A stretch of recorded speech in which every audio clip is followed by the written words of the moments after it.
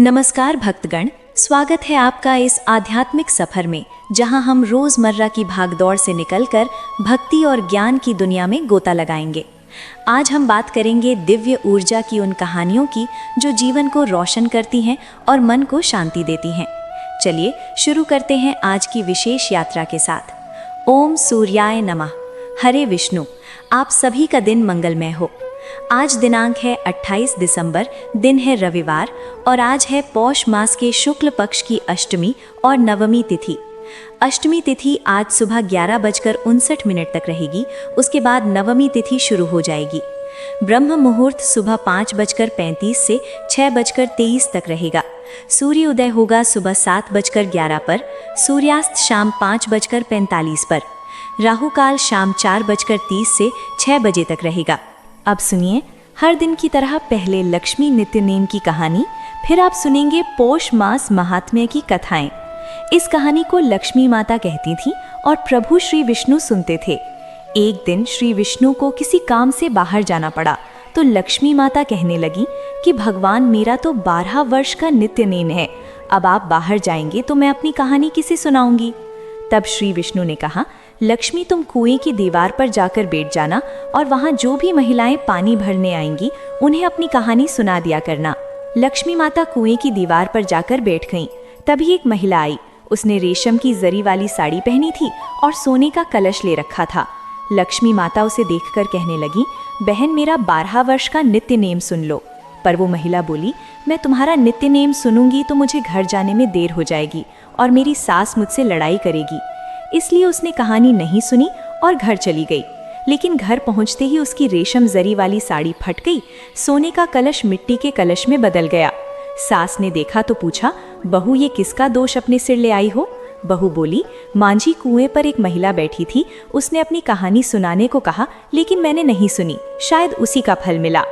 अगले दिन वही साड़ी और वही कलश लेकर सास कुएं की दीवार पर गई। सास को वहां लक्ष्मी माता बैठी मिली तो माता ने कहा, बहन, मेरी कहानी सुन लीजिए। सास बोली, एक बार क्या, मैं तो 4 बार सुन लूंगी। तब लक्ष्मी माता बोली, विष्णु आए, नारायण आए, देश के पुजारी आए, नित्य नेम का नेम लाए। आओ विष्णु, बैठो विष्णु, तपी रसोई में भोजन करो विष्णु। मक्खन मिश्री खाओ विष्णु, दूध बताशा पियो विष्णु। सूत के पलंग पर लेटो विष्णु, शाल दुपट्टा ओढ़ो विष्णु। जब बोलूं विष्णु ही विष्णु, विष्णु सवारे सबके काम। खाली घर भंडार भरेंगे, सबका बेड़ा पार करेंगे।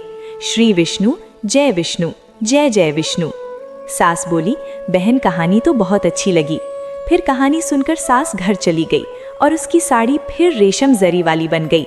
मिट्टी का कलश सोने के कलश में बदल गया। बहू ने देखा तो बोली, सासू माँ, आपने ये सब कैसे किया? सास बोली, बहू तो दोष लेकर आई थी और मैं दोष उतार कर आई हूँ।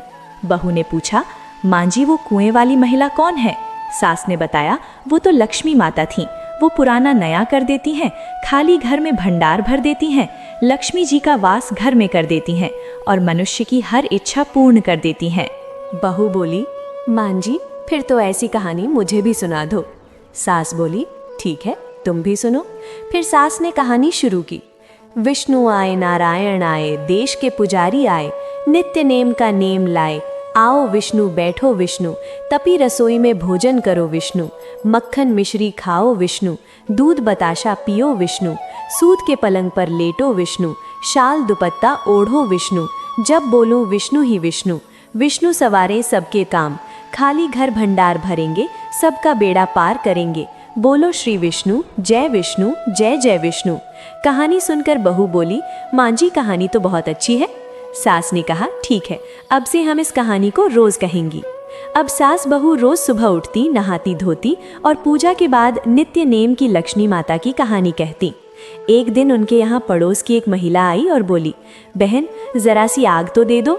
तो बहू बोली, आग तो अभी हमने जलाई ही नहीं। पड़ोसन बोली, तो फिर तुम सुबह 4 बजे से उठकर क्या कर रही हो? उन्होंने कहा, हम तो सुबह उठकर पूजा करती हैं, फिर लक्ष्मी माता की नित्य नेम की कहानी कहती हैं। पड़ोसन ने सुना तो बोली, लक्ष्मी माता की कहानी से क्या मिलता है? दोनों बोली, लक्ष्मी माता की कहानी से घर में भंडार भर जाते हैं, सारे काम पूर्ण हो जाते हैं, मन की इच्छा पूरी होती है। पड़ोसन बोली, बहन, अगर ऐसा है तो मुझे भी कहानी सुना दो। बहू बोली, ठीक है, तुम भी सुन लो। विष्णु आए, नारायण आए, देश के पुजारी आए, नित्य नेम का नेम लाए। आओ विष्णु, बैठो विष्णु, तपी रसोई में भोजन करो विष्णु। मक्खन मिश्री खाओ विष्णु, दूध बताशा पियो विष्णु। सूत के पलंग पर लेटो विष्णु, शाल दुपट्टा ओढ़ो विष्णु। जब बोलूं विष्णु ही विष्णु, विष्णु सवारे सबके काम। खाली घर भंडार भरेंगे, सबका बेड़ा पार करेंगे। श्री विष्णु जय विष्णु, जय जय विष्णु। पड़ोसन ने कहानी सुनी तो बोली, बहन कहानी तो बहुत अच्छी लगी। अब्बू पड़ोसन भी नित्य नेम लक्ष्मी माता की कहानी कहने लगी। कहानी कहने से लक्ष्मी माता ने उसके भी धन के भंडार भर दिए। देखते देखते पूरे मोहल्ले में नित्य नेम की कथा फैल गई और हर किसी की मनोकामना पूरी होने लगी। हे लक्ष्मी माता, जैसे आपने उन सब के भंडार भरे, वैसे हमारे भी भरना। कहानी कहने वाले, सुनने वाले और हुंकार भरने वाले सबके भरना। सभी प्रेम से बोलिए, लक्ष्मी मैया की जय। अब सुनिए आज का अध्याय। विट्ठल पंत खांडेकर संत गुरुजी के निष्ठावान भक्त थे। वे नामी वकील थे, लेकिन उन्हें चिकित्सक भी कहते थे। उन्हें विट्ठल पंत या आर ना साहब भी कहते थे और वो उस जमाने के BA LLB थे। वे पढ़ाई के लिए अपने मित्र श्री शास्त्री के यहाँ ठाणे गए थे। उन्होंने किराए पर कमरा लिया था। दुर्भाग्य से पड़ोस में चोरी हो गई और खांडेकर पर शक होने लगा। अब पुलिस ने आकर शास्त्री के यहाँ पूछताछ की। खांडेकर घबरा उठे कि अब पुलिस मारेगी। उसी रात उन्हें सपना आया कि उनके पीछे एक सांप आ रहा है और वे भाग रहे हैं। इतने में एक व्यक्ति लाठी लेकर आया और सांप को भगा दिया।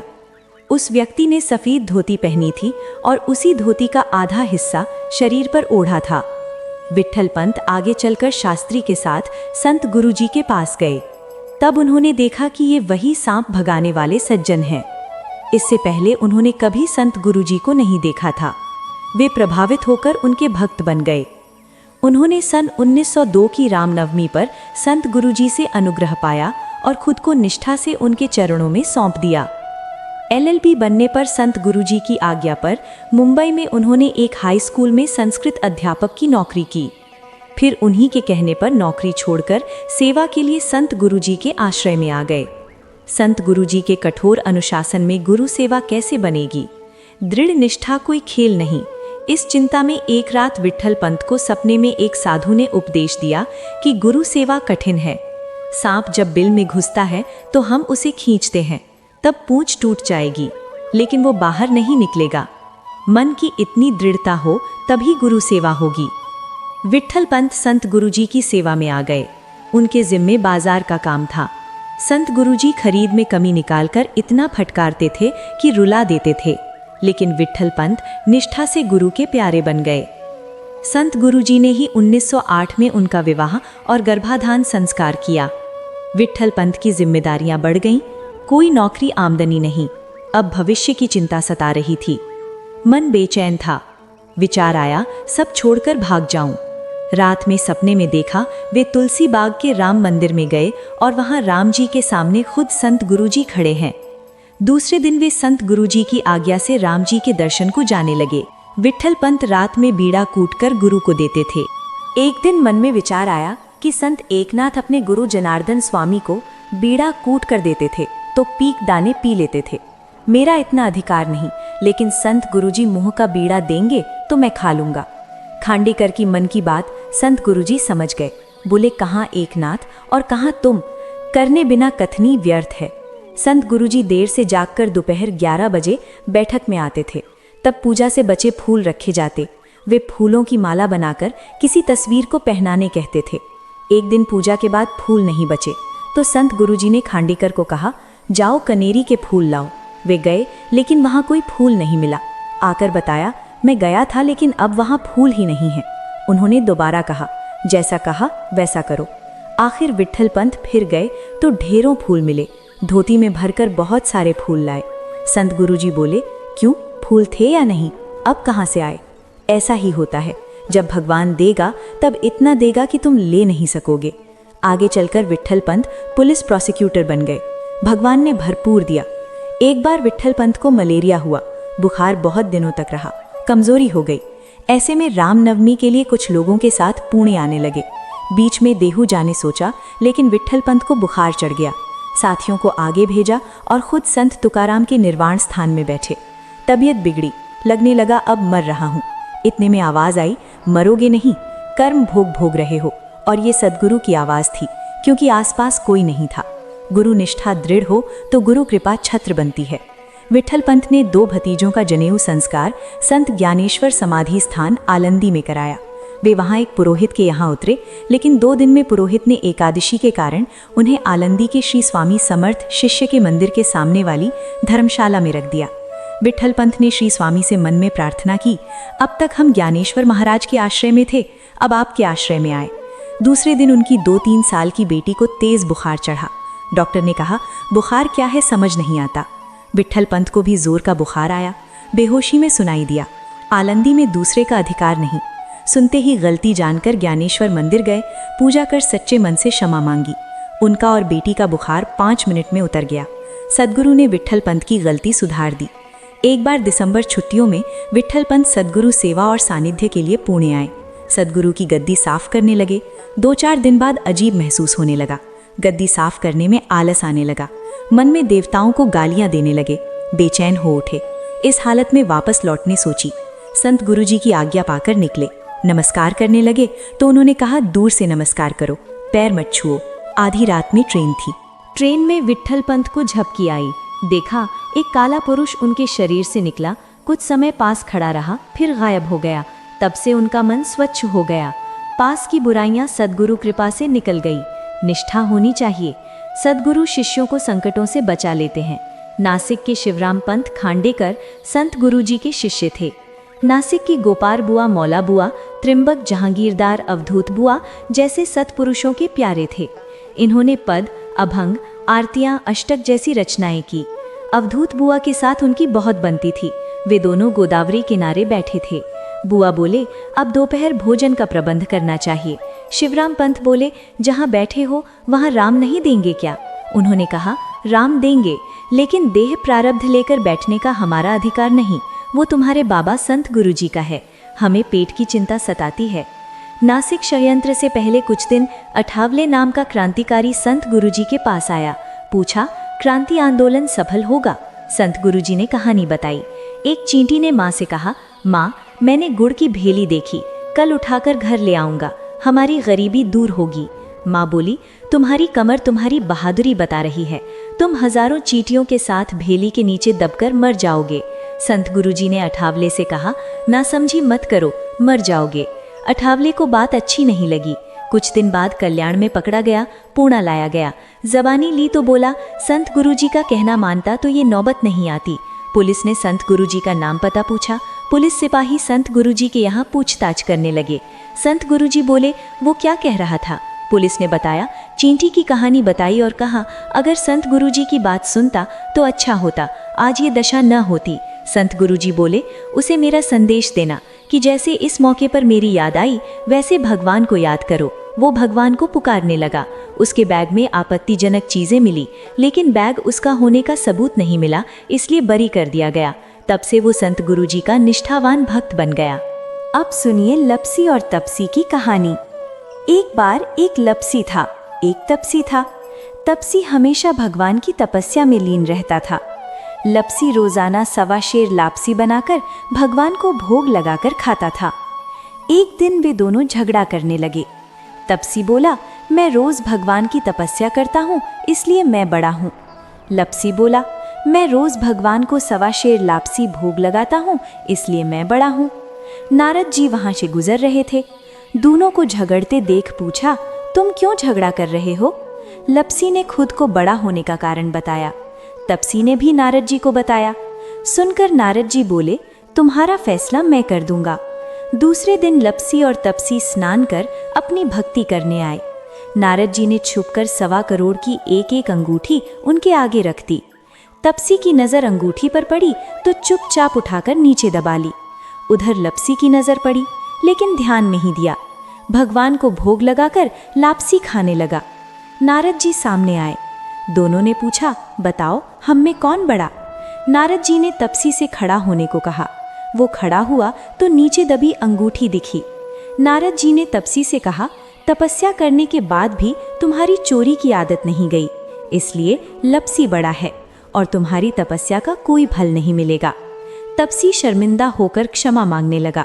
पूछा, मेरी तपस्या का फल कैसे मिलेगा देवर्षि? नारद जी ने बताया, अगर कोई गाय और कुत्ते की रोटी नहीं बनाएगा तो फल मिलेगा, अगर कोई ब्राह्मण को दान दक्षिणा नहीं देगा तो फल मिलेगा, अगर कोई साड़ी के साथ ब्लाउज नहीं देगा तो फल मिलेगा, अगर कोई दिए से दिया जलाएगा तो फल मिलेगा, अगर कोई सारी कहानी सुने लेकिन तुम्हारी कहानी न सुने तो फल मिलेगा। उसी दिन से हर व्रत कथा और कहानी के साथ लपसी तपसी की कहानी भी सुनी कही जाती है। अब सुनिए चालीसा पाठ और आरती। जय सूर्यदेव, घोर अंधकार हरते हो, असंख्य किरणें फैलाते हो, चरणों में वंदन करता हूँ, अर्घ्य जल देता हूँ। सारी सृष्टि के स्वामी हो, सभी जीवों के नाथ, दिन रात तुमसे ही होता है संध्या प्रभात। जय भगवान सूर्य, जय खगेश दिनकर शुभकारी, तुम सृष्टि के नेत्र हो, त्रिगुणधारी त्रिवेद स्वरूप। तुम कर्ता पालक संहारक, 14 लोकों के संचालक, सुंदर शरीर 4 भुजाएं धारी, रश्मि रथ गगन विहारी, चक्र शंख सफेद कमल धारण, वर मुद्रा सोहती है। शीश मुकुट कुंडल गले माला, तिलक भाल पर विशाल, सप्त अश्व तेज गामी, अरुण सारथी गति अविराम, रक्त वर्ण आभूषण धारी, अति प्रिय हे लाल पद्म। सर्वात्मा कहते हैं तुम्हें, ऋग्वेद मित्र कहते सब वेद, 5 देवों में पूजे जाते, मन वांछित फल साधक पाते। 12 नाम जाप उद्धारक, रोग शोक कष्ट निवारक। माँ कुंती ने ध्यान लगाया, दानवीर सूत कर्ण पाया, राजा युधिष्ठिर ने जस गाया, अक्षय पात्र वन में पाया।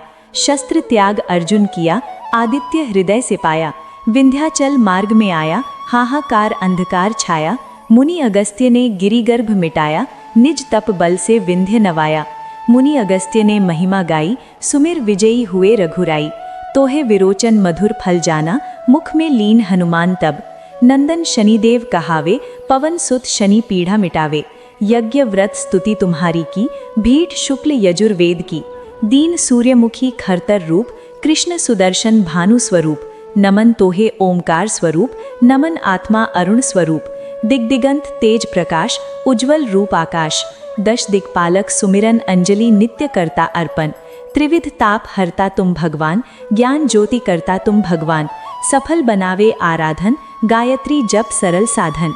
संध्या त्रिकाल करने वाला, कृपा पाए चित शांति। सूर्याष्टक देव व्याधि सब हर लेवे, अष्टदल कमल यंत्र शुभकारी, पूजा उपासना सुखकारी। माघ मास शुद्ध सप्तमी पावन, आरंभ शुभ व्रत पालन। भानु सप्तमी मंगलकारी, भक्ति दायिनी दोषहारी। रविवार जो तुम्हें ध्यावे, पुत्र आदि सुख वैभव पावे। पाप रूपी पर्वत विनाशी, वज्र रूप तुम अविनाशी। राहु ग्रास बनावे ग्रहण, सूर्य को लग जावे। धर्म दान तप करते साधक, राहु पीड़ा मिटावे।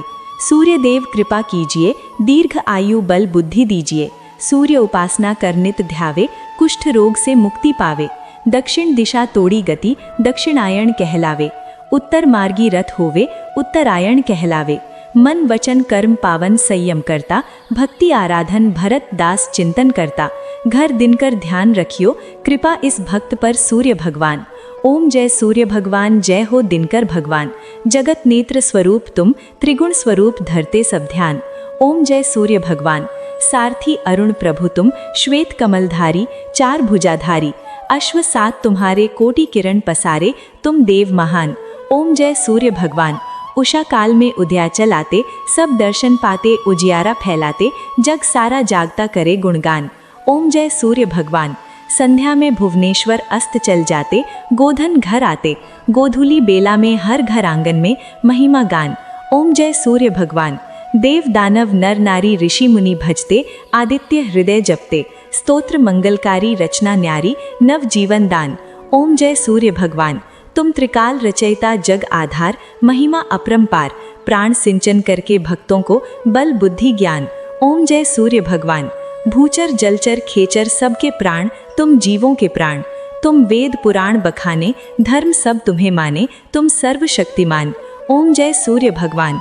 पूजन करती दिशाएं, पूजें 10 दिक्पाल। तुम भुवनों प्रतिपाल, ऋतुएं तुम्हारी दास। तुम शाश्वत अविनाशी शुभकारी अंशुमान। ओम जय सूर्य भगवान। ओम जय सूर्य भगवान, जय हो दिनकर भगवान। जगत नेत्र स्वरूप तुम, त्रिगुण स्वरूप धरते सब ध्यान। ओम जय सूर्य भगवान। अब सुनिए तुलसी चालीसा। जय जय तुलसी भगवती, सत्यवती सुखदायिनी। नमो नमो हरिप्रिया, श्री वृंदावन निवासिनी। श्रीहरि शीश विराजमान, देहु अमरवर अम्ब। जनहित हे वृंदावनी, अब न कर विलंब। धन्य धन्य श्री तुलसी माता, महिमा अगम सदा श्रुति गाती। हरि के प्राण से प्यारी, हरह हेतु कीनहु तब भारी। जब प्रसन्न दर्शन देती हो, तब कर जोर विनय करती हो। हे भगवंत कंत मम होहु, दीन जानी छोड़हु छोहु। सुनी लक्ष्मी तुलसी की वाणी, दीनहु श्राप कदह परुषु। अयोग्य वर मांगनहारी, होहु बिटप तुम जड़ तनुधारी। सुनी तुलसी ही श्राप्यो तेहि ठामा, करहु वास तहु नीचन धामा। दियो वचन हरि तप तत्काला, सुनहु सुमुख जानहु बिहाला। समय पाईहु रोति तोरा, पूजह आस वचन सतमोरा। तब गोकुल मह गोप सुदामा, तासु भई तुलसी तुबामा। कृष्ण रास लीला में राधा, श्याम प्रेम लखना ही दियो। श्राप तुलसी तत्काला, नर लोक ही तुम जन्महु बाला। यो गोप वह दानव राजा, शंखचूर्ण नामक शिरताजा। तुलसी भतासु की नारी, परम सती गुणरूप अगारी। अस द्वय कल्प बीती जब गयहु, कल्प तृतीय जन्म तब भयहु। वृंदा नाम भयो तुलसी को, असुर जलंधर नाम पति को। करह अति द्वंद अतुल बलधामा, कीनह शंकर से ही संग्रामा। जब निज सैन्य सहित शिवहारे, मरह ही ना तब हर हर पुकारे। पतिव्रता वृंदा नारी को, न सके पति संग हारी। तब जलंधर भेष बनाई, वृंदा ढग हरि पहुँचे उजाई। शिव हित लहकर कपट प्रसंगा, कियो सतत्व धर्म तो भंगा। भयउ जलंधर कर संघारा, सुनि उर शोक उपारा। तेहि क्षण दियो कपट हरितारी, लख वृंदा दुख गिरा उचारी। जलंधर जस होयो भीता, सोई रावण तस हर सीता। अस प्रस्तर सम हृदय तुम्हारा, धर्म खंडी मम पतिह संघारा। यही कारण लह श्लाप हमारा, होवे तनु पाषण तुम्हारा। सुनि हरि तुरत वचन उचारे, दियो श्राप बिना विचारे। लख्यो न निज करतूत पति छलन चाहियो। जब पार्वती को जड़ मतितु, अस हो जड़ रूपा। जग में तुलसी बिटप अनूपा। धग रूप हम शाली ग्रामा, नदी गंड की बीच ललामा। जो तुलसी दल हम है चढ़े है, सब सुख भोग परम पद पय है। बिनु तुलसी हरि जलत शरीरा, अतिशय उठत शीश उर्पीरा। जो तुलसी दल हरि सिर धारत, सो सहस्त्र घट अमृत डारत। तुलसी हरि मन रंजनी हारी, रोग दोष दुख भंज निहारी।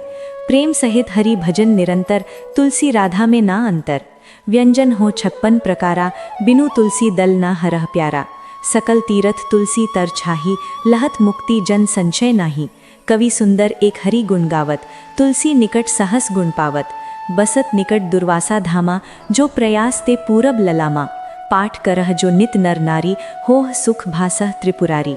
तुलसी चालीसा पढ़ तुलसी, तरु ग्रहधारी। दीप दान कर पुत्र फल पाऊ, बंधु नारी सकल दुखदारी। जरी हार वे परम प्रसन्न, आश धनजन लड़ह कर बसह। पूर्ण अत्र लाह अभिमत फल, जगत मह लाह पूर्ण सब काम। जे दल अर्पह तुलसी तह, सहस बसह हरि राम।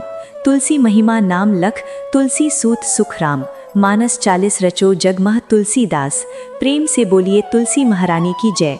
तुलसी महारानी नमो नमो हरि की पटरानी, नमो नमो तुलसी महारानी। नमो नमो धन तुलसी पूरन तप कीनो, शालीग्राम बनी पटरानी।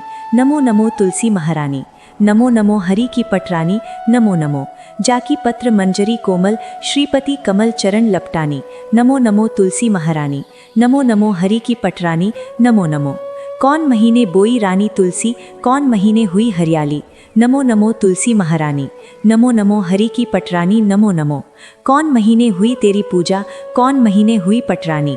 नमो नमो तुलसी महारानी, नमो नमो हरि की पटरानी। नमो नमो आषाढ़ मास में बोई रानी तुलसी, सावन महीने हुई हरियाली।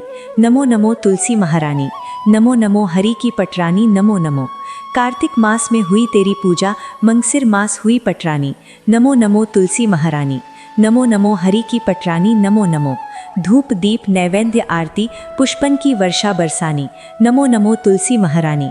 नमो नमो हरि की पटरानी। नमो नमो 56 भोग 36 व्यंजन बिन तुलसी हरि एक नमानी। नमो नमो तुलसी महारानी। नमो नमो हरि की पटरानी। नमो नमो जो तुलसी को सवेरे गाए श्री कृष्ण के दर्शन पाए। नमो नमो तुलसी महारानी। नमो नमो हरि की पटरानी। नमो नमो जो तुलसी को दोपहर गाए खीर खांड का भोग लगाए। नमो नमो तुलसी महारानी। नमो नमो हरि की पटरानी। नमो नमो जो तुलसी को शाम गाए श्री कृष्ण की आरती उतारे। नमो नमो तुलसी महारानी। नमो नमो हरि की पटरानी। नमो नमो जो तुलसी को रात गाए श्री कृष्ण के चरण दबाए। नमो नमो तुलसी महारानी। नमो नमो हरि की पटरानी। नमो नमो सब सखी मैया तेरो यश गावे भक्ति दान दी महारानी। नमो नमो तुलसी महारानी। नमो नमो हरि की पटरानी। नमो नमो नमो नमो तुलसी महारानी। नमो नमो हरि की पटरानी। नमो नमो प्रेम से बोलिए श्री विष्णु भगवान की जय, तुलसी महारानी की जय।